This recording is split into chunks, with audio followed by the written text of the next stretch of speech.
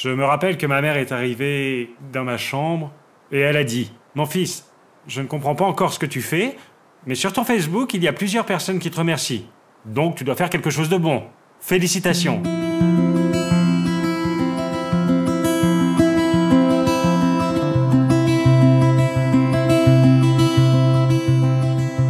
Je suis né à Rio, dans une famille traditionnelle, et j'avais 3 choix. Ma grand-mère disait que je pouvais faire ce que je voulais, à condition que ce soit droit, médecine ou ingénierie. N'importe lequel, dans ces 3 choix. Et donc je suis parti étudier le droit, car j'avais vraiment peur d'étudier médecine. C'est quelque chose où nous n'avons pas le droit à l'erreur, n'est-ce pas? Là, j'avais vraiment peur. L'ingénierie, je n'étais pas vraiment très doué avec les chiffres. J'ai étudié le droit car c'était où je me sentais bien. Je pensais que j'allais devoir utiliser la parole, bien écrire, qu'en quelque sorte je devais convaincre les personnes dans ma manière de penser.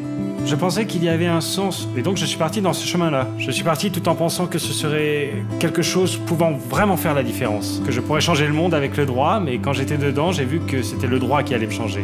Donc j'ai choisi de ne pas quitter les études en plein milieu, car j'aime les choses avec un début, un milieu, une fin, mais d'aller jusqu'au bout, donner le diplôme à ma grand-mère et lui dire « Tiens, c'est fini, maintenant je vais faire ce que je veux ». C'est ce qui s'est passé. Depuis l'université, déjà, j'étudiais beaucoup plus le développement personnel et marketing que le droit en lui-même. Le droit est très fondé, lié à la terre, et d'une sorte, être dans le domaine du droit, même le point le plus haut, ce n'était pas là où je souhaitais être.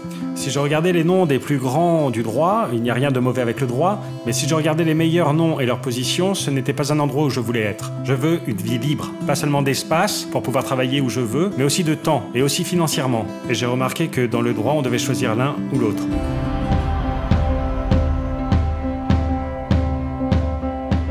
Avant tout, j'étais un learner, un apprenant.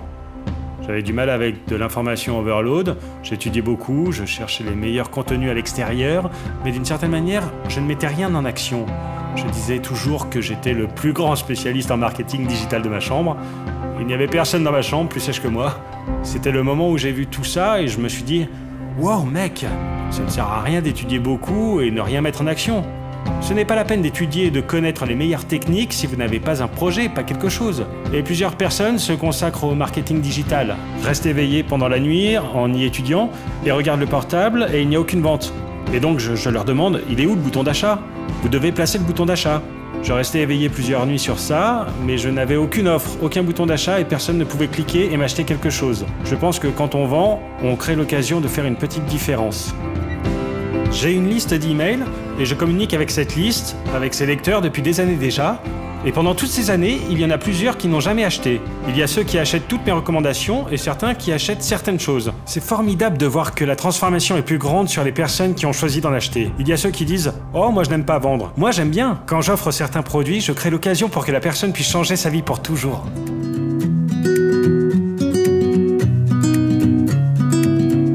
Ma première vente chez Hotmart a été un cours de course. Je voulais commencer à courir, donc je l'ai acheté. Je recommande d'ailleurs aux personnes de l'acheter, voir le cours dedans et si elles aiment son contenu, de le promouvoir en tant qu'affilié. Je trouve que l'affilié est la personne du milieu, le mec qui fait l'indication. Et c'est ça que j'ai décidé d'être. Au lieu d'étudier seulement, de regarder comment ça marchait en théorie, je voulais voir en pratique et donc j'ai choisi ce cours de course. J'ai donc choisi de l'appliquer sur moi-même pour essayer les résultats et ensuite le promouvoir. J'ai créé le blog appelé Courir Maintenant, très fou, et j'y plaçais mes parcours. Je me suis proposé de faire 3 vidéos par semaine pendant 9 semaines et donc l'engagement n'était pas seulement avec moi, c'était un engagement avec le public. J'ai créé une fanpage, ma première fanpage. J'avais fait une vidéo à la plage de Barra et j'ai dit je vais faire ce parcours ici et je le partagerai avec vous. Et ça m'a aidé car dans ces 9 semaines, j'ai réussi à accomplir le but. J'ai vraiment réussi à courir les 5 km et faire ma première vente. Car je disais, si vous voulez courir comme moi en utilisant ce même audio, cliquez ici et jetez un œil. Et la personne cliquait, elle pouvait aimer ou pas. Si elle l'aimait, elle pouvait l'acheter. Et donc si elle achetait par le lien spécial de Hotmart, elle marquait qu'il s'agissait d'une indication de ma part et je gagnais une commission. Et c'était la première fois que j'ai vu, pas seulement la théorie, j'ai vu une vente réussir. L'email est arrivé, j'en ai reçu un autre disant que la vente a bien été effectuée. À l'époque, avant Hotmart, c'était quelque chose de fou. On devait trouver une manière pour savoir qui faisait un achat. Désormais, à l'époque post-Hotmart, ça n'arrive plus. C'est un lien spécial que la personne clique et fait l'achat par la plateforme elle-même, fait l'identification, libère l'accès. C'est beaucoup plus facile. Et encore, c'est gratuit pour l'affilié. L'affilié ne doit rien payer. Et tout est là avec une interface très intuitive, très claire. J'y suis tellement passionné. Je crois que le travail de tout le monde est plus facile. La facilité qu'on a aujourd'hui, tout est devenu naturel.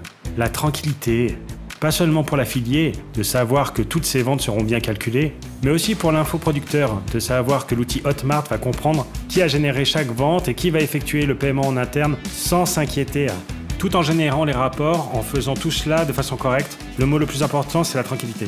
Je n'ai jamais eu l'impression d'avoir une relation avec une entreprise. Je me sens dans une relation entre des personnes. Le personnel là-dedans, chacune des personnes qui me tend la main, à qui j'ai envoyé un email et qui m'a répondu, qui m'a aidé d'une certaine manière, pas seulement à faire mon travail de façon plus facile, mais le travail des personnes que j'aide.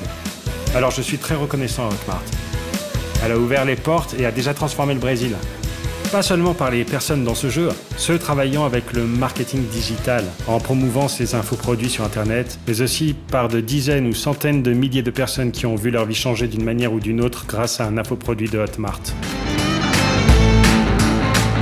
Je me rappelle que ma mère est arrivée dans ma chambre et elle a dit « Mon fils, je ne comprends pas encore ce que tu fais, mais sur ton Facebook, il y a plusieurs personnes qui te remercient.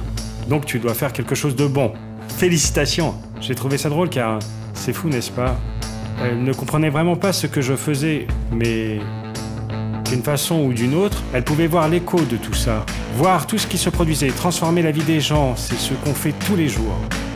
La manière dont cette transformation arrive jusqu'à moi en général, c'est sous la forme d'un merci. C'est ce qui me fait vivre actuellement.